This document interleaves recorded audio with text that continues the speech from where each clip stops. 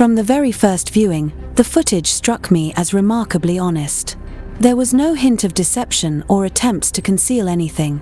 Yalçın Yalman, the cameraman, demonstrated a genuine effort to capture the objects as clearly as possible.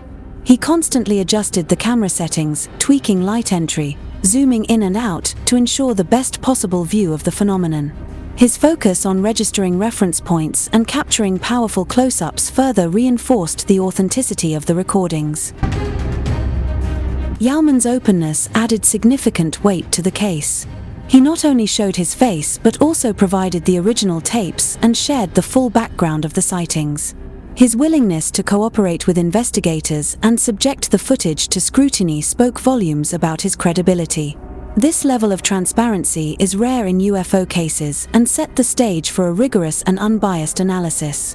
Initially, the intention was to scrutinize the videos with the hope of uncovering elements that would indicate a possible fraud. Given the sensational nature of the case, claiming to have captured a UFO with its occupants for the first time, I approached the analysis with a healthy dose of skepticism. Some experts were determined to scrutinize the footage meticulously, expecting to find inconsistencies or signs of manipulation. To conduct the analysis, they used electronic copies of the original videos provided by Turkish investigator Haktan Aktagan, who was instrumental in bringing this case to public attention. The footage, recorded at night, exhibited several technical characteristics consistent with authentic recordings. The natural grain of the film suggested no digital manipulation.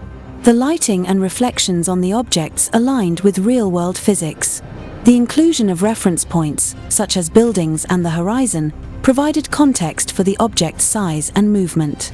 The audio captured ambient noises and Yalman's narration, further validating the authenticity of the recordings. The footage revealed striking details about the objects. The objects appeared disc-shaped or cylindrical, with distinct outlines and surfaces. Some frames showed what appeared to be windows or portals, fueling speculation about occupants inside. The objects exhibited unconventional flight patterns, including hovering, sudden acceleration, and changes in orientation.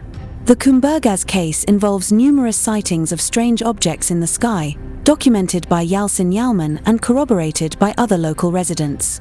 The videos were initially analyzed and made public by the Sirius UFO organization, leading to widespread debate and further investigation by the Turkish Scientific and Technological Research Council, TUBITAK. TUBITAK Analysis concluded that the objects were not CGI animations or any form of special effects, suggesting they were physical entities of unknown origin. The cruise ship hypothesis. One theory that emerged was that the objects were reflections or images of cruise ships or yachts in the area. This hypothesis was particularly intriguing given the location of the sightings over the Sea of Marmara, where maritime traffic is common. However, several lines of evidence contradict this theory. Astronomers often use the moon as a reference point to estimate the angular elevation of objects in the night sky. The standard rule is that the moon's angular diameter is approximately 0.5 degrees. This rule can be used to estimate the elevation of objects relative to the horizon. On May 17, 2009, Yalman captured footage of an unknown object alongside the moon. Using planetarium software like Stellarium, which accurately displays star and planet alignments from any location on Earth, the moon's position was determined to be 12.3 degrees above the horizon at the time of the footage. By applying the standard astronomy rule that two moon diameters equal 1 degree, the unknown object was estimated to be approximately 7.9 degrees above the horizon. Using the moon as a reference, triangulation methods were employed to determine the object's elevation. The calculations showed that the object was significantly higher above the horizon than what would be expected for a cruise ship or yacht. A distant ship beyond the curvature of the Earth would appear much lower to the horizon, making the observed elevation inconsistent with maritime vessels. The weather conditions on the night of the sighting were clear, with normal sea level pressure, light wind, and no fog. This indicates that the object was not obscured by atmospheric conditions and supports the accuracy of the angular elevation measurements. Furthermore, AIS vessel traffic reports confirmed that no cruise ships were in the area at the time of the sighting. If the object were the bridge of a cruise ship, as some have suggested, it would have been extremely close to the shore and in shallow water, which is highly unlikely for a large maritime vessel. Appearance and behavior. The objects captured in the videos do not resemble typical maritime vessels in appearance or behavior. They exhibit movements and characteristics that are inconsistent with known ships or yachts. The evidence overwhelmingly suggests that the objects captured in the Kumburgaz, Turkey UFO videos were not cruise ships or yachts. The Kumburgaz case remains one of the most compelling and well-documented UFO incidents, with the object's true nature and origin still unknown. Continued analysis and investigation are essential to uncover further insights into these enigmatic sightings. The Turkish Scientific and Technological Research Council concluded that the objects had a physical structure and were not the result of CGI, special effects, or scale models. Professor Jose Aitnaz, a seasoned graphics and video expert with over 30 years of experience, confirmed the authenticity of the footage. International specialists, analysts from Japan, Russia, and Turkey reached similar conclusions, ruling out fraud or manipulation. The analysis left no doubt about the authenticity of the Kumburgaz UFO videos. The level of detail, the credibility of the witness, and the consistency of expert opinions all pointed to one conclusion: the footage is genuine. While the authenticity of the footage is undeniable, the nature and origin of the objects remain a mystery. Are they extraterrestrial craft, interdimensional phenomena, or advanced human-made technology? The answer eludes us, but the case underscores the need for continued research and open-minded inquiry. The Kumburgaz case highlights the importance of transparency and collaboration in UFO research. By sharing data, engaging experts, and fostering public discourse, we can move closer to understanding these enigmatic phenomena. Yalman was not alone in his observations. Other local residents also reported seeing similar objects during this period. Yalman's footage includes several key elements that have contributed to the mystery surrounding these sightings. The objects appear to be metallic and have a distinct shape, often described as resembling a crescent or a flying saucer. Some of the videos show the objects moving in ways that defy conventional aerodynamics, further fueling speculation about their origin. Additionally, Yalman captured footage of what appear to be humanoid figures inside the objects, suggesting the possibility of extraterrestrial beings. The videos were first analyzed and made public by the Sirius UFO organization, led by researcher Haktan Akdogan. Sirius conducted a preliminary examination of the footage and concluded that the objects were genuine UFOs. The organization's findings attracted significant media attention, both in Turkey and internationally, and prompted further investigation by scientific and governmental bodies.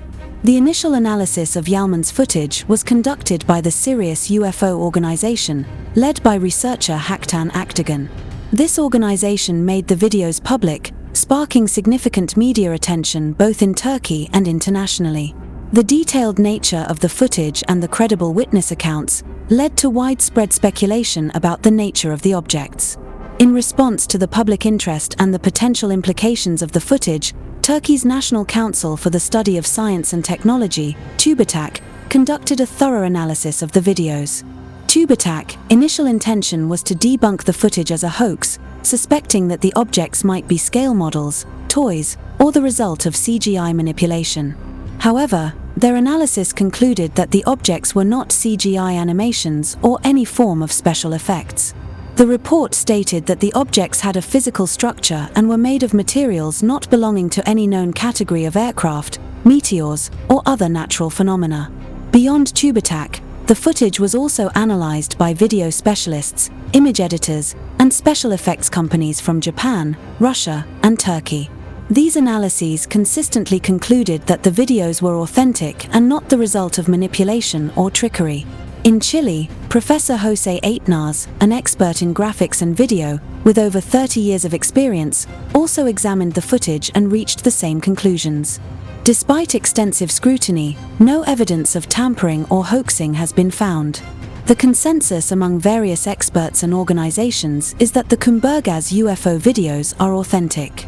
The detailed images captured by Yalman, combined with the corroborating witness accounts and the thorough analyses, conducted by reputable organizations, make it highly unlikely that the footage is a hoax. The objects observed in the videos do not match any known natural phenomena or human-made objects, leading to the classification of these sightings as unidentified flying objects, UFOs, of unknown origin. Yalman's recordings spanned several years, 2007 to 2009, and included multiple instances where he filmed the objects during both day and night. In some cases, he was accompanied by other witnesses who corroborated his observations, lending credibility to his claims. The objects depicted in the videos exhibited characteristics inconsistent with conventional aircraft or natural phenomena. The objects appeared as metallic discs or ellipsoids with smooth surfaces and no visible propulsion systems. They demonstrated erratic flight patterns, including sudden stops, sharp turns, and vertical ascents-descents, maneuvers impossible for known human-made vehicles. Some objects seemed to hover stationary before accelerating rapidly, while others changed shape or emitted light pulses. TUBITAK representatives conducted a thorough examination of the original tapes. Experts assessed the authenticity of the footage, ruling out possibilities such as CGI, scale models, or post-production effects. Advanced imaging techniques were used to analyze the object's structural properties, revealing they were composed of materials unfamiliar to current science. In their final report, TUBITAK concluded, "The objects observed on the images have a structure made of a specific material and are definitely not any kind of CGI animation, or in any means a type of special effects used for simulation in a studio or for video effects. It is concluded that the objects observed have a physical structure and are made of materials that don't belong to any category of airplanes, helicopters, meteors, Venus, Mars, satellites, artificial lights, Chinese lanterns, and that it mostly fits in the category of UFOs, unidentified flying objects and of unknown origin." This statement carried significant weight given TUBITAK reputation as a leading scientific authority in Turkey.